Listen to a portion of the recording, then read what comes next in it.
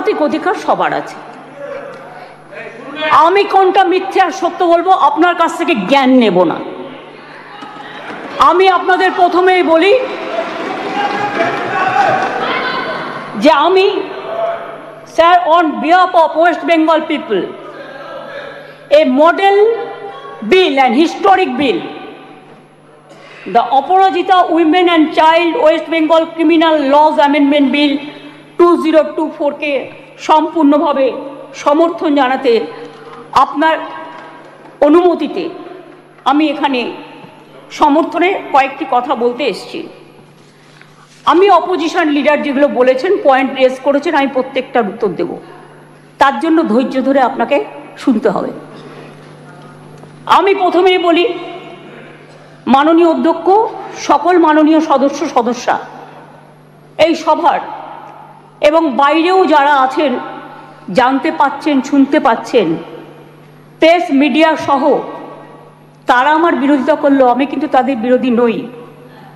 আমি তাদের সকলকে, অ্যাসেম্বলির সব স্টাফেদের সকলকে, সেক্রেটারি জেনারেলের থ্রুতে, অ্যাডমিনিস্ট্রেশনের যারা আছে, প্রশাসনের যারা আছে, সকল ভাই বোনেদের আমি ধন্যবাদ জানিয়ে আমি বলবো, মেয়েদের অধিকার রক্ষার লড়াইয়ে আমি যখন দিনটা ঠিক করেছিলাম স্যার, আমি তখন নিজেও এটা আমার নলেজে ছিল না, কিন্তু হিস্ট্রি রিপিটস ইটসেলফ, একটা কথা আছে, ইতিহাসের পুনরাবৃত্তি হয়।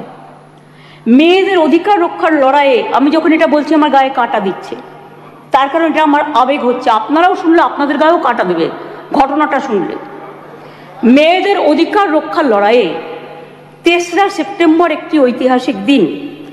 আজ থেকে 43 বছর আগে 1981 সালে আজকের দিনেই ইউনাইটেড নেশনস মেয়েদের অধিকার সুরক্ষিত করার জন্য, তাদের বিরুদ্ধে সব বৈষম্য দূর করার জন্য চালু করেছিল the convention on the elimination of all forms of discrimination against women. সংগঠিত হয়েছিল ইউএনের আন্তর্জাতিক নারী বৈষম্য বিরোধী কমিটি, এবং সেই দিনটা আজকের দিনের সাথে মিলে যাওয়াতে আমি ইউনাইটেড নেশনসকে অভিনন্দন জানাচ্ছি।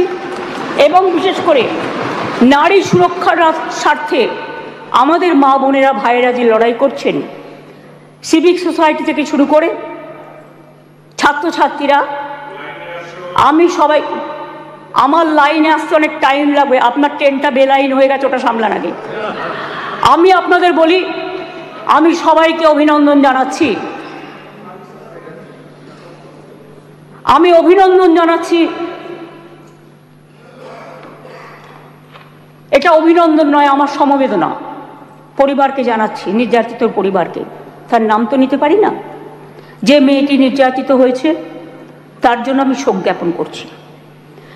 সাথে সাথে সারা ভারতবর্ষে যারা ধর্ষিতা হয়েছেন, যারা নির্যাতিত হয়েছেন, তাদের সকলের বিরুদ্ধে যে অত্যাচার হয়েছে, সেই অত্যাচারের করুণ কাহিনী আপনাদের একটি কথাতেও আমি শুনলাম না। তাদের সকলের ব্যাপারেও এই সভা শোক জ্ঞাপন করছে, এটা আমি আবেদন করব এবং তাদের পরিবারবর্গকে সমবেদনা জানাচ্ছি। ধর্ষণের মতো নিকৃষ্ট, নৃশংস, নক্কারজনক ঘটনার ক্ষেত্রে অত্যন্ত দ্রুত পুলিশি অনুসন্ধান ও বিচার প্রক্রিয়া সম্পূর্ণ করে দোষীদের কঠোর শাস্তি দেবার কথা আমরা বলছি। কেন বলছি তার নিশ্চয়ই কতগুলো কারণ আছে। যে কোনো সুবুদ্ধি সম্পন্ন মানুষই কোনো রকম শর্ত ছাড়া নিঃশর্তভাবে এই বিলকে সমর্থন করবে আশা রাখি। ধর্ষণ মানবতার বিরুদ্ধে এক বড় অভিশাপ। ধর্ষকের নির্মম শাস্তি প্রাপ্য। যে সমাজে মেয়েরা ভালো থাকে না, সে সমাজ কখনো ভালো থাকতে পারে না। আমি বিদ্রোহী কবি নজরুলের ভাষায় বলি, বিশ্বে যা কিছু মহান সৃষ্টি চিরকল্যাণকর, অর্ধেক তার করিয়াছে নারী, অর্ধেক তার নর। মনে রাখবেন, আমার নিজেরও মনে রাখবেন, আমি মনে করি পারিবারিক কাউকে আমি একজনকে হারিয়েছি। যখনই এ ধরনের ঘটনা ঘটে, আমার কলম দিয়ে লেখনী বেরোয়, দেখবেন একটি আমার কবিতার বই আছে, তার হেডিংটা আছে সে নেই। দিল্লিতে যখন অভয়াকাণ্ড হয়েছিল তার নামেই আমি ওই বইটি অর্পণ করেছিলাম। যতদিন এই তদন্তভার কলকাতা পুলিশের হাতে ছিল, মেয়েটি মারা গেছে 9 তারিখে, 9 আগস্ট। আমি সেদিন ঝাড়গ্রামে ছিলাম। তার ডেড বডি দাহ হয়েছিল রাত্রি 2:02 এরকম টেন্টেটিভলি নাগাদ, অর্থাৎ 3 তারিখ, এই 10 তারিখ। 12 তারিখে আমি নির্যাতিতার বাড়িতে গিয়েছিলাম। এবং যেদিন মারা যায় সেদিনও আমি ফোনে তার সাথে, তার বাবা মার সাথে কথা বলেছিলাম। আমাকে সিপি স্পটে ছিল, ধরিয়ে দিয়েছিলেন। আমি যখন গিয়েছিলাম নির্যাতিতর বাড়ি, তার আগে যিনি তদন্ত করছিলেন সেই অফিসারকে টোটাল অডিও ভিডিও সিসিটিভির ফুটেজ সব কিছু দিয়ে তার বাবা মার কাছে পাঠানো হয়েছিল, যাতে তারা সবটা জানতে পারেন, বাইরে প্রচার না করে। আমি যখন তার পরিবারের সাথে কথা বলি, তাদের আমি পরিষ্কার বলে এসেছিলাম, আজকে মঙ্গলবার, এই আজকে সোমবার, সম্ভবত আমি সোমবারই গিয়েছিলাম, সোমবার, যে আপনারা আমাকে রবিবার পর্যন্ত সময় দিন। যদি আমরা টোটাল তদন্ত করে সবাইকে অ্যারেস্ট করতে না পারি, যারাই যুক্ত, তাহলে আমি নিজে সোমবার, আগামী সোমবার রবিবার পর্যন্ত দেখে আমি সিবিআইয়ের হাতে কেস তুলে দেবো। আমি নিজে গিয়ে বলে এসেছিলাম। তারা বলেছিলেন ঠিক আছে। আপনারা মনে রাখবেন, দ্রুত দোষীদের খুঁজে বার করার জন্য পুলিশ 12 ঘন্টা টাইম নিয়েছিল, যে মেন অ্যাকিউজটাকে অ্যারেস্ট করবার জন্য, এবং 164 জনের একটা সাইবার ক্রাইম টিম তৈরি করা হয়েছিল সমস্তটা খতিয়ে দেখার জন্য। আমরা পুলিশকে বলেছিলাম ফাস্ট ট্র্যাক আদালতে গিয়ে ফাঁসির আবেদন জানাতে, এবং সময়ও বেঁধে দিয়েছিলাম। কিন্তু মঙ্গলবার দিন সিবিআই হয়ে যায় কোর্টের অর্ডারে। ঠিক আছে, আমার কোনো তাতে প্রবলেম নেই, আমাদের কারোরই থাকার কথা নয়। আমরাও এখন we want justice from CBI. বিচার চাই, বিচার চাই, তো বিচারের শাস্তি দিক সিবিআই, ফাঁসি দিক সিবিআই, এটা আমরা চাই। আমি প্রথম থেকেই বলি, আমরা কিন্তু ফাঁসি চেয়েছি প্রথম থেকে। কেন চেয়েছি? আজকে যারা, আমি আইনের কথায় পরে আসছি, বিরোধী দলনেতা কতকগুলো কথা বললেন, রুলসে পরিণত করার দায়িত্ব কার্যকর হবে কি? গভর্নরকে, মাননীয় গভর্নরকে বলুন এটাকে সই করে দিতে বিলটা, তারপরে যদি কার্যকর না হয় তার দায়িত্ব আমাদের, তার দায়িত্ব আমাদের। আমি আবার বলি, উই ওয়ান্ট রেজাল্ট অলসো। আপনারা যেটা বলেছেন গভর্নমেন্ট ফাস্ট ট্র্যাক কোর্ট করেনি, আপনার বক্তব্যে বিরোধী দলনেতা বলেছেন। আমি মনে করি আপনার কথার উত্তরে আমার এটুকু বলার অধিকার আছে। এক সেকেন্ড, কারণ আমি সবই নিয়ে এসেছি সাথে, শুধু একটু অথেন্টিকেশনের জন্য কাগজগুলো আপনাদের অথেন্টিকভাবেই আমি বলবো। গভর্নমেন্টের, মনে রাখবেন, report on fast track court, দেশের মধ্যে ছোট রাজ্য মিলিয়ে আমাদের সংখ্যা 3য়। এটা পার্লামেন্টের কোয়েশ্চেনে, লোকসভার কোয়েশ্চেনে দেখে নেবেন। আমি আপনাদের বলি, 1913 সালে আমাদের যে 88টা ফাস্ট ট্র্যাক কোর্ট ছিল, তার টাকা কেন্দ্রীয় সরকার বহন করতেন, সেই টাকা দেয়া বন্ধ করে দিয়েছেন 2013 সাল থেকে। তা সত্ত্বেও আমাদের রাজ্যে বর্তমানে 88টি ফাস্ট ট্র্যাক কোর্ট আছে। মহিলাদের জন্য 52টি ডেজিগনেটেড কোর্ট আছে, যাতে মহিলাদের বিরুদ্ধে সংগঠিত অপরাধের মামলাগুলোর দ্রুত বিচার হয়। এই কোর্টগুলো এখনো পর্যন্ত মোট 3,92,620টি কেস দায়ের করা হয়েছে। তার মধ্যে 11,479টি কেসের ডিসপোজাল এর মধ্যেই হয়ে গেছে। মহিলা সংক্রান্ত 7,000 কেস কোর্টে পেন্ডিং আছে, আমাদের কাছে পেন্ডিং নেই। এটা হলো ফাস্ট ট্র্যাক কোর্টের ব্যাপার বলি। এবার আপনারা বললেন কামদুনি কেসে আমরা নাকি পিপি চেঞ্জ করেছি। পিপি চেঞ্জ অনেক সময় তার ট্রান্সফারের ব্যাপার আছে, প্রমোশনের ব্যাপার আছে, হাইকোর্ট তাকে এখন হাইকোর্ট থেকে পারমিশন নিতে হয়, এসব ব্যাপার আছে। আমি টেকনিক্যালিটিসের মধ্যে ঢুকছি না। কিন্তু আমরা কি করেছিলাম, ইনসিডেন্ট ঘটেছিল 7 June 2013। Chargesheet submitted by CID within 3 weeks. 28 June 2013 supplementary chargesheet দেওয়া হয়েছিল 10 জুলাই 2013। কিন্তু কোর্ট পাস্ট জাজমেন্ট এটা আমাদের হাতে নেই 30 জানুয়ারি 2016। কোর্টটা তো আমাদের হাতে নেই, কোর্টটা তো আপনাদের হাতে আছে। এটা আপনাদের একটু ভালো রোল প্লে করুন, এটা আপনাদের কাছে আমি রিকোয়েস্ট করব। আমি আপনাদের আবার বলি, ইয়েস অ্যাবসলিউটলি, আমি আপনাদের বলি যে আমরা ফাঁসি চেয়েছিলাম, কিন্তু কোর্ট সেখানে কি শাস্তি দিয়েছিলেন? কোর্ট দিয়েছিলেন 3 were চার্জশিটেড। আমরা trial court passed judgment on 30 January 2016, where out of 8 living accused, 1 accused expired during trial. 3 were charged with the death penalty. 3 were charged with life imprisonment and 2 were acquitted. The state appealed before High Court against the acquitted of 2 accused persons, যাদের ছেড়ে দেওয়া হয়েছিল তার বিরুদ্ধে। Trial court convicted person also appealed before the Honorable High Court. High Court passed judgment 6 October 2023। তাতে তারা শাস্তির death punishment দেওয়ার বদলে 2 জনকে দিয়েছিলেন লাইফ কনভিকশন, 1 জনকে ছেড়ে দিয়েছিলেন, 3 জনকে 7 ইয়ার্স পানিশমেন্ট দিয়েছিলেন, আর অ্যাকিউটেড 2 জন ছিলেন, তার বিরুদ্ধে আমরা এসএলপি সুপ্রিম কোর্টে ফাইল করেছি এবং 9 অক্টোবর 2023 এটা এখন পেন্ডিং আছে সুপ্রিম কোর্টে।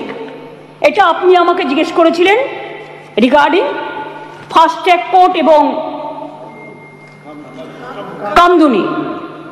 আপনার উত্তরে এগুলো কোশ্চেনের উত্তর আমি এগুলো জানালাম, কারণ এটা আমার জানানোর অধিকার এবং দায়িত্ব। কারণ আমি মনে করি অপোজিশনেরও একটা দায়বদ্ধতা আছে সরকারকে তার কোশ্চেনের উত্তর দেওয়া। 3, আপনারা অনেক কথা বলতে বলতে হঠাৎ বলে ফেললেন ট্রেনেও রেপ হয়েছে। ট্রেনটা কার দায়িত্বে? রাজ্য সরকারের। ট্রেনের ভেতরটা রক্ষা করার দায়িত্ব আরপিএফ এর। Please realise, railway protection force. এটা রেলকেও দেখতে হবে, ঘটনাগুলো ঠিক নয়।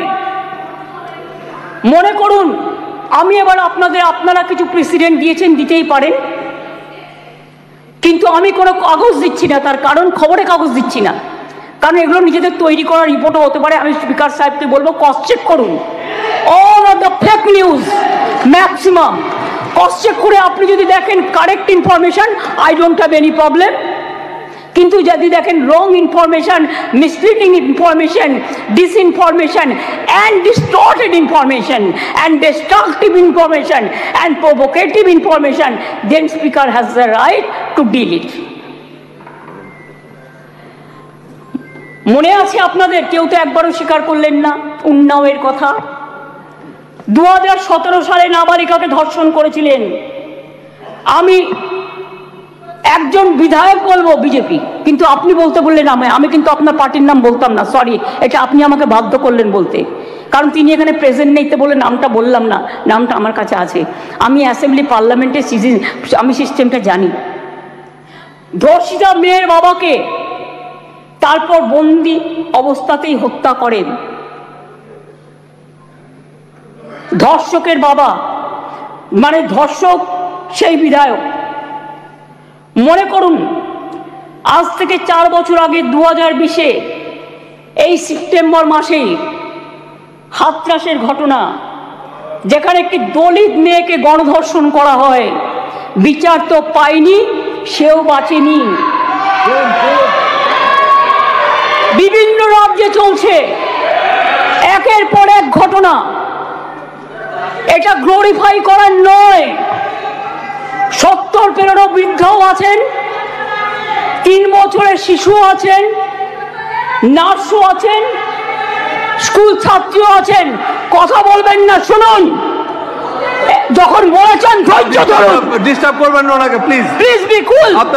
আপনারা শুনুন, ডিস্টার্ব করবেন না ওনাকে। ঠিক আছে, আপনি বলুন। শুনেছি, আপনারা অনেক বলেছেন, মাননীয় মুখ্যমন্ত্রী উত্তর দিচ্ছেন, আপনাদের শুনতে হবে, প্লিজ প্লিজ।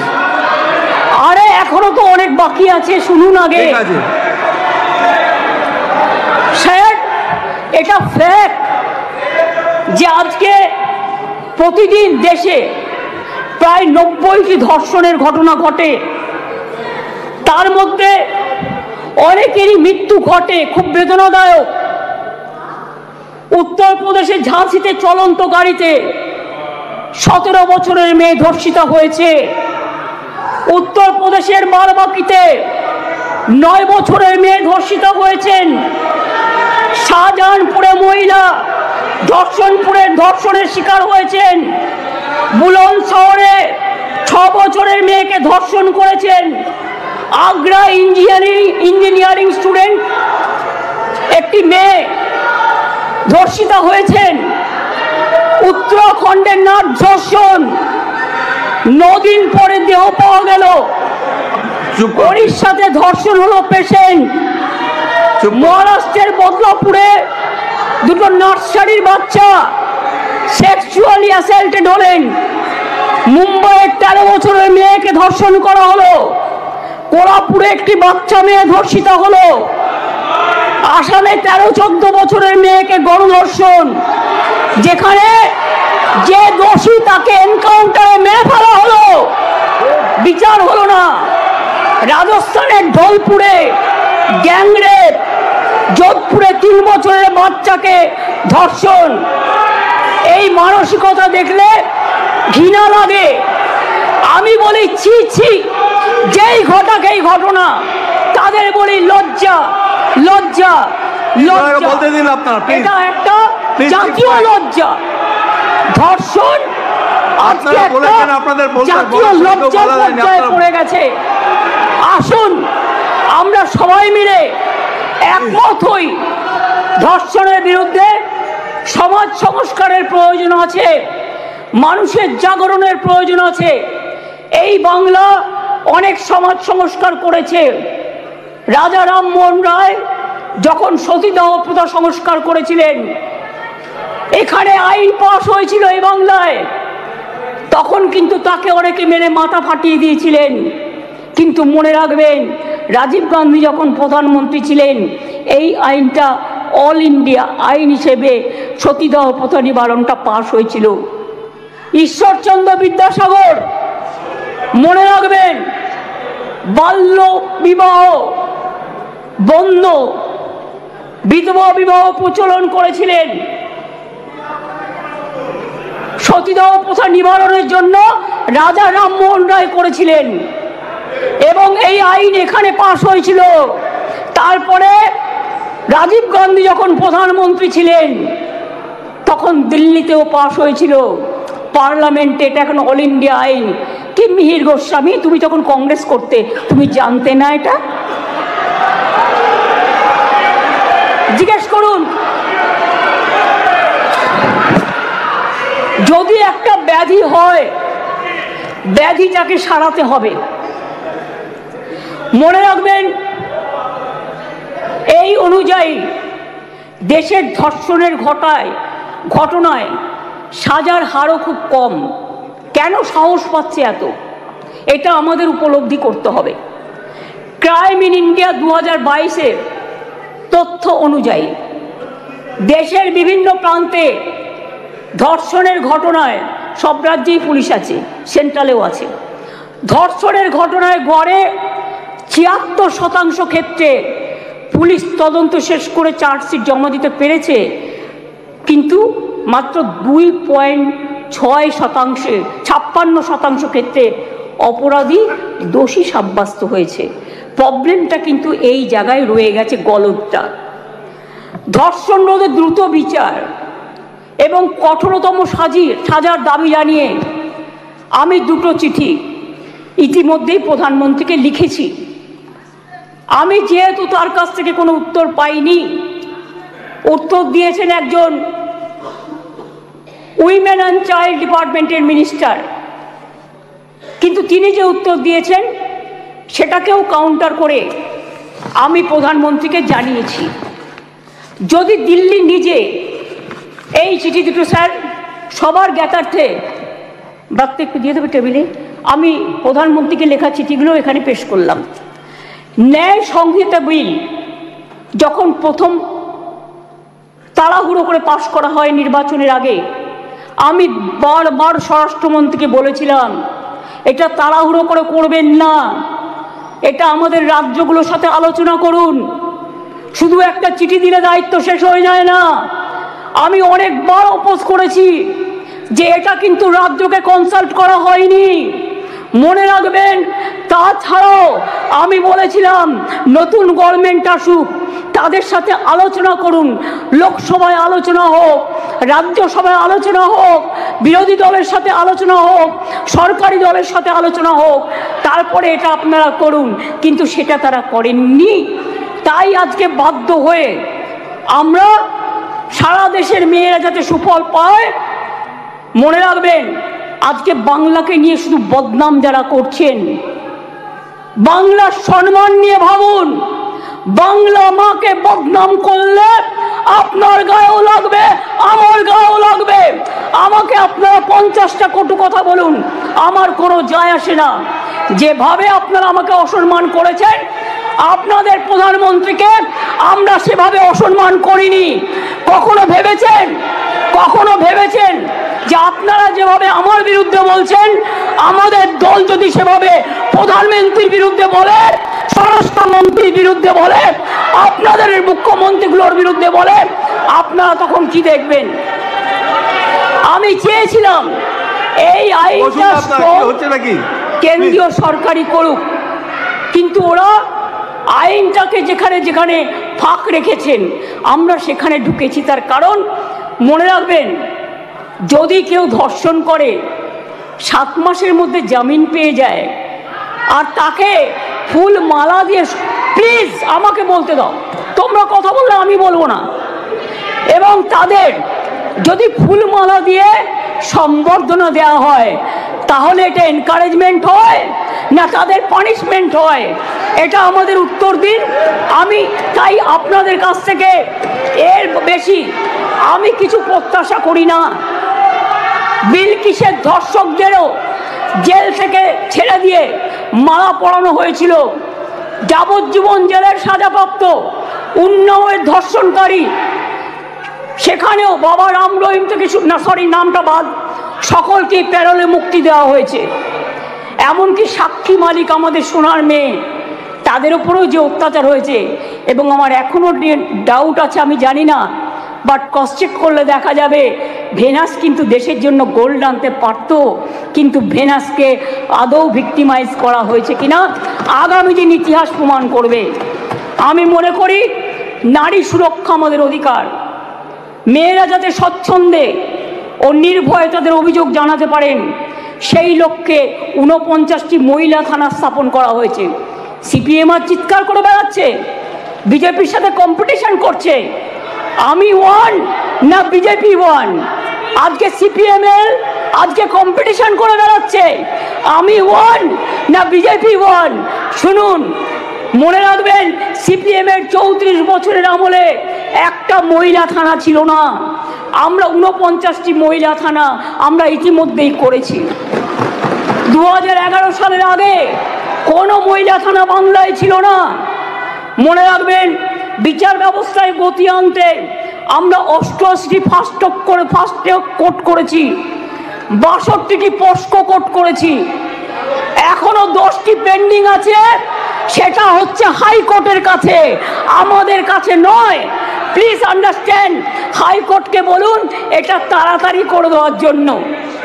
এছাড়াও 52টি ডেজিগনেটেড কোর্ট রয়েছে, যাতে মহিলাদের বিরুদ্ধে সংগঠিত অপরাধের মামলাগুলো দ্রুত বিচার করা হয়, যাতে মহিলারা দ্রুত জাস্টিস পান, বিচারের বাণী যেন নীরবে নিভৃতে না কাঁদে।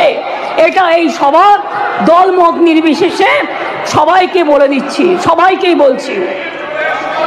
কেন্দ্রীয় সরকারই বলছে বাংলাদেশের সারা ভারতবর্ষের মধ্যে কলকাতা সবচেয়ে নিরাপদ শহর।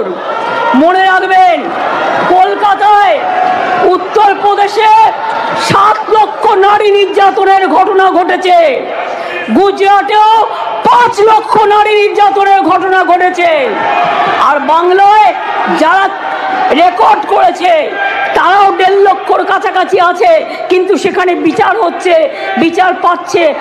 বিচারে কোর্টে যদি কোনোটা আটকে থাকে সেটা কোর্টের দায়িত্ব তাড়াতাড়ি করার। মনে রাখবেন সেখানে Suvendu Adhikari, please Suvendu Adhikari, I request you not to behave like this. আপনি লিডার অফ অপোজিশন, আপনাকে শোভা পায় না। সর্বশেষ তথ্য বলছে প্লিজ কিপ কোয়াইট। দেশে প্রতি লক্ষ মহিলা প্লিজ জনসংখ্যায় যেখানে 4.5টি ধর্ষণের ঘটনা ঘটে, সেখানে বাংলায় হার 2.3। তাও আমি মনে করি এটা একটাও হওয়া উচিত নয়। রাজস্থান, হরিয়ানা, মধ্যপ্রদেশের মতো রাজ্যগুলোতে এই হার বাংলার কয়েক গুণ বেশি। বাংলার নামে যারা কুৎসা করে বেড়াচ্ছেন তাদের বলি, ধর্ষণের সবচেয়ে কম ঘটনা ঘটেছিল কলকাতাতেই, 19টি শহরের মধ্যে মাত্র 2টি, সর্বভারতীয় গড় 6.7। তাও আমি একটি ঘটনাও সমর্থন করি না। আমরা দ্রুত প্রচার চাই, আমরা শাস্তি চাই, ফাঁসি চাই। তারপরেও বাংলার নামে কুৎসা করে যাচ্ছে। এদের মতো নির্লজ্জ কুৎসাকারীদের আমি বলি, এটা করে আপনারা আরজি করের ঘটনার বিভৎসতাকে কমিয়ে দিচ্ছেন, এটা বোঝানোর জন্য, যাতে আপনারা লাইনটাকে বেলাইন করেন, ট্রেনটাকে ডিরেল্ট করেন। আগে নরেন্দ্র মোদীকে পদত্যাগ করতে বলুন, নরেন্দ্র মোদীর পদত্যাগ চাই, তার কারণ সারা দেশের উনি জাতীয় লজ্জা। আমরা স্যার অমানবিক ঘটনা নিয়ে ওরা রাজনীতি করে, বিচার চায় না, ভারতীয় নয়। সেই কারণেই দ্রুত বিচারের জন্য ভারতীয় ন্যায় সংহিতার কয়েকটি ধারায় সংশোধন করে আমরা ধর্ষণের ঘটনার অপরাধে প্রমাণে সর্বোচ্চ মৃত্যুদণ্ডের সাজা প্রস্তাব করেছি। ন্যায় সংহিতা একটা নতুন আইন 64/1, 64/2, 66, 70 এবং 71 নম্বর ধারার ক্ষেত্রে সংশোধনী এনে এই ধরনের অপরাধ প্রমাণে সর্বোচ্চ মৃত্যুদণ্ডের বিধান আনা হয়েছে এই বিলে। ধর্ষণ বা যৌন নিগ্রহের শিকার কোনো মহিলা বা শিশু পরিচয় কোনোভাবে যেটা প্রকাশ্যে না আসে, আগে তো বিলটা পাস হোক, তারপরে তো রাজ্যপাল সই করলেই এটা হয়ে যাবে রেজাল্ট। আইন সংশোধনের মাধ্যমে আমরা সেটাও করতে চাই। এটাও চাই যাতে আদালতের অনুমতি ছাড়া এই ধরনের মহিলা বা শিশুর পরিচয় কোনোভাবেই বিচার প্রক্রিয়া শেষ না হওয়া পর্যন্ত এগুলো নিয়ে আলোচনা প্রকাশ্যে না আসে। স্যার, ভারতীয় ন্যায় সংহিতার 72 এবং 73 নম্বর ধারা সংশোধন করে এর জন্য আমরা 3 থেকে 5 বছরের সাজার প্রস্তাব রাখছি। মনে রাখবেন, বাংলা প্রীতিলতা ওয়াদ্দারের মাটি, মাতঙ্গিনী হাজরার মাটি, কল্পনা দত্ত, বীণা দাস, সুরিতা চৌধুরী, মাদার টেরিজার মাটি। এই মাটি সারা দেশকে পথ দেখাবে। কেউ কেউ বলছে আমরা নাকি আইন করতে পারি না। আমি তাদের জ্ঞানের জন্য বলছি, এটা সর্বৈব মিথ্যা। রাজ্য চাইলে আইন আনতেই পারে, সংবিধান আমাদের সেই অধিকার দিয়েছেন। ভারতীয় সংবিধানের যুগ্ম তালিকায় আইটেম নম্বর 1-এ ফৌজদারি আইনের উল্লেখ আছে। সেক্ষেত্রে রাজ্য চাইলে আইন আনায় কোনো বাধা নেই। অন্ধ্রপ্রদেশও আনছে, মহারাষ্ট্রও আনছে, তারাও ক্রিমিনাল ল সংশোধন করে আনতে চলেছে। এখানেও তো আপনাদের সরকার আছে, আমরা তো বাধা দিইনি। তার রাজ্য বাঁচাতে সে আইন আনতেই পারে। আমি আপনাদের বলি, এটা রাজ্যপালের কাছে অনুমোদনের জন্য পাঠাবেন, তারপরে রাজ্যপাল সই করে এটা পাঠাবেন, রাজ্যপাল মাননীয় রাষ্ট্রপতির কাছে পাঠাবেন, এটা মাথায় রাখবেন। আমি আপনাদের কাছে এবার বলি, এই আইন কি করবে? এই আইনটা অ্যামেন্ডমেন্ট করছি আমরা এই কারণে, সব তো করছি না, মাত্র কয়েকটি ধারা, শুনুন না একটু, শুনুন না একটু, হাত জোর করে বলছি শুনুন, মা বোনদের জন্য শুনুন, নারী নিরাপত্তার জন্য শুনুন, হাত জোর করে বলছি। প্লিজ কথা বলবে না, কেউ কোনো কথা বলবে না, বসুন বসুন, আপনারা কেউ কোনো কথা বলবেন না প্লিজ। আমার একটু টাইম লাগতেই পারে, কারণ আমার অপোজিশন লিডারের কোশ্চেনের উত্তর দিতে হবে। আপনি বসুন প্লিজ, থ্যাংক ইউ সিট। মনে রাখবেন, এই নতুন বিলের তাৎপর্য তিনটি, তাৎপর্যটা বুঝুন। 1 নম্বর বর্ধিত শাস্তি, 2 নম্বর দ্রুত তদন্ত, 3 নম্বর দ্রুত ন্যায় বিচার। নতুন আইন সুনিশ্চিত করবে যে ধর্ষণ এবং নারী শিশুর প্রতি সকল যৌন হিংসায় শাস্তি হবে কঠোরতম। ভারতীয় ন্যায় সংহিতা এবং পস্কো আইনে এসব ক্ষেত্রে যে শাস্তির কথা বলা আছে তা আমাদের আইনে উল্লেখযোগ্যভাবে বৃদ্ধি করা হয়েছে। ধর্ষণ ও গণধর্ষণের ক্ষেত্রে ভারতীয় ন্যায় সংহিতার যে শাস্তির কথা বলা হয়েছে 10 থেকে 20 বছরের সশ্রম কারাদণ্ড এবং ক্ষেত্র বিশেষে যাবজ্জীবন সশ্রম কারাদণ্ড। আমরা এটাকে করছি আমৃত্যু সশ্রম কারাদণ্ড থেকে গুরুতর থেকে ক্ষেত্রে এমনকি প্রাণদণ্ড, এইটুকুই আমরা চেঞ্জ করেছি।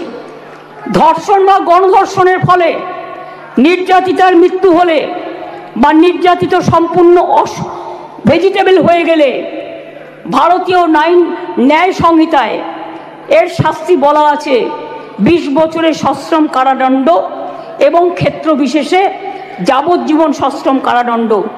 আমরা এটাকে করেছি প্রাণদণ্ড ও জরিমানা। এ প্রসঙ্গে বলি, এমনকি আর্থিক জরিমানার কথাও বলা হয়েছে, যে ধর্ষিতা বা নির্যাতিতার চিকিৎসাগত অথবা তার নিকট আত্মীয়ের সামাজিক ও মানসিক পুনর্বাসনেও সেটা সহায়ক হয়। অ্যাসিড আক্রমণের ক্ষেত্রে অনেক সময় দেখবেন মেয়েদের অ্যাসিড ছুঁড়ে মারে। অ্যাসিড আক্রমণের ক্ষেত্রে ভারতীয় ন্যায় সংহিতার এর শাস্তিতে বলা আছে 10 বছরের সশ্রম কারাদণ্ড, ক্ষেত্র বিশেষে যাবজ্জীবন সশ্রম কারাদণ্ড এবং ফাইন। আমরা এই শাস্তি বাড়িয়ে করেছি, আরজি করার জন্যই তো এটা হচ্ছে, আমৃত্যু কারাদণ্ড এবং ক্ষেত্র বিশেষে প্রাণদণ্ড। দ্রুত তদন্ত করবার জন্য অপরাজিতা টাস্ক ফোর্স নামে এই আইন পাশ হয়ে গেলে একটি বিশেষ পুলিশ বাহিনী তৈরি করা হবে। এই ধরনের অপরাধের দ্রুততম তদন্তের জন্য প্রাথমিক রিপোর্ট আসার পরে 21 দিনের মধ্যে তদন্ত সমাপ্ত হবে। খুব ব্যতিক্রমের ক্ষেত্রে বড় জোর 15 দিন পর্যন্ত তদন্ত সীমা বাড়ানো যেতে পারে। শিশুদের জড়িয়ে কোনো অপরাধ সংগঠিত হলে সাক্ষ্য সংগ্রহ হবে 7 দিনের মধ্যে। দ্রুততম বিচারের স্বার্থে বিশেষ আদালত তৈরি হচ্ছে। চার্জশিট জমা দেওয়ার 30 দিনের মধ্যে ট্রায়াল শেষ করতে হবে। দ্রুততম বিচারই নির্যাতিতার মানসিক স্বাস্থ্য পুনরুদ্ধারের পক্ষে শ্রেষ্ঠতম পদক্ষেপ। আমি এখনো বলি যে আমরা নির্ভয়া ফান্ডের যে টাকা এসেছিল তাতে 60% কেন্দ্র দেয়, 40% আমরাও দিই। ইতিমধ্যেই আমরা এখনো কেন্দ্রের কাছ থেকে যা আমরা পেয়েছি 108 কোটি 79 লক্ষ, তার মধ্যে 81 কোটি 82 লক্ষ টাকা আমরা পেয়েছি, যেটা প্রাপ্য ছিল। অর্থাৎ কেন্দ্রের কাছে এখনো 26 কোটি 97 লক্ষ টাকা বাকি আছে। কেন্দ্রের কাছ থেকে যে টাকা আমরা পেয়েছি তার কাজ পুরোটাই করা হয়েছে। 72% টাকার ইউসিও জমা পড়েছে, বাকি টাকার কাজ দ্রুত গতিতে চলছে। এতে গেল কেন্দ্রের থেকে প্রাপ্য টাকার হিসেব। এবার আসি স্টেট শেয়ারে। নির্ভয়াতে রাজ্য 54 কোটি 55 লক্ষ টাকা ইতিমধ্যেই দিয়েছে। এর মধ্যে 66% টাকা খরচাও হয়ে গেছে। রাজ্য এক্ষেত্রে আরও 17 কোটি 98 লক্ষ টাকা এই ক্ষেত্রে রাজ্য আরও দেবে। তাছাড়াও আমি মনে করি যে কিছু কিছু হসপিটালে এটা ফ্যাক্ট, আগেকার দিনে তৈরি হয়েছে মেডিকেল কলেজগুলো, কিছু ডাক্তার কিছু নার্সদের যাওয়ার জন্য যে রাস্তাগুলো আছে গাছে ঢাকা বা অনেকটা খালি, এগুলো আমরা করিনি, অনেক দিন দীর্ঘদিন আগেকার।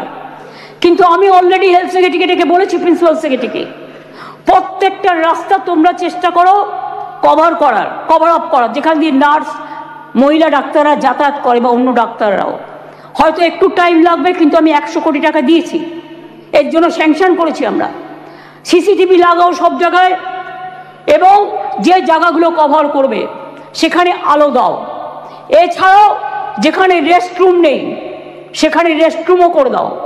তাছাড়াও আমরা একটা নারী সুরক্ষা, যেটা রাত্রি সাথী করেছি, যেখানে পরিষ্কার বলা হয়েছে যে মহিলারা যত কম সম্ভব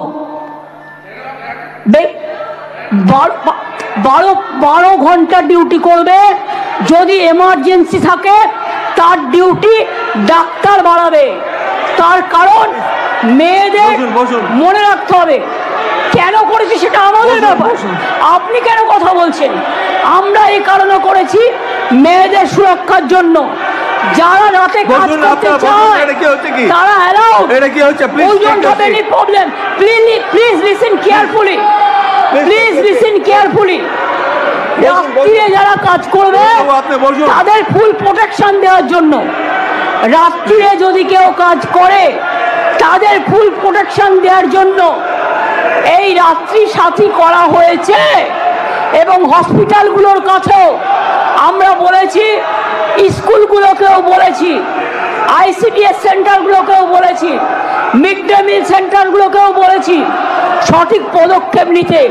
এবং মনে রাখবেন, এই বিলটি এখানে পাশ হওয়ার পরে মাননীয় রাজ্যপালের কাছে যাবেন। তিনি তাড়াতাড়ি এটা পাশ করলে এটা রাষ্ট্রপতির কাছে যাবে। রাষ্ট্রপতির কাছে গেলে এটা আইনে পাশ হবে, এবং এটা আইনে পাশ হলে এটা একটা ইতিহাস হয়ে থাকবে, এবং সব রাজ্য এটাকে আগামী দিন মডেল করবে, মনে রাখবেন। আর প্রধানমন্ত্রী করতে পারেনি বলে আমরা করেছি। প্রধানমন্ত্রী, আপনি দেশের লজ্জা, আপনি মেয়েদের প্রোটেকশন দিতে পারেন না, তাই আপনার পদত্যাগ দাবি করছি। স্বরাষ্ট্রমন্ত্রীর পদত্যাগ দাবি করছি, বিজেপি মন্ত্রীদের পদত্যাগ দাবি করছি, রাজ্যে যে মুখ্যমন্ত্রীরা আছে পদত্যাগ দাবি করছি। আর অপোজিশন লিডার গুলি চালাবার কথা বলেছেন, তাকেও পদত্যাগের দাবি করছি। আমি এইটুকু বলে সবাইকে ধন্যবাদ জানিয়ে আমার কথা শেষ করছি। অনেক অনেক ধন্যবাদ। জয় হিন্দ, জয় বাংলা। মেয়েদের জয় হোক, নারী শক্তির জয় হোক, অপরাজিতারা বিচার পাক, আরজি করে দোষীদের ফাঁসি হোক, এটা আমরা চাই।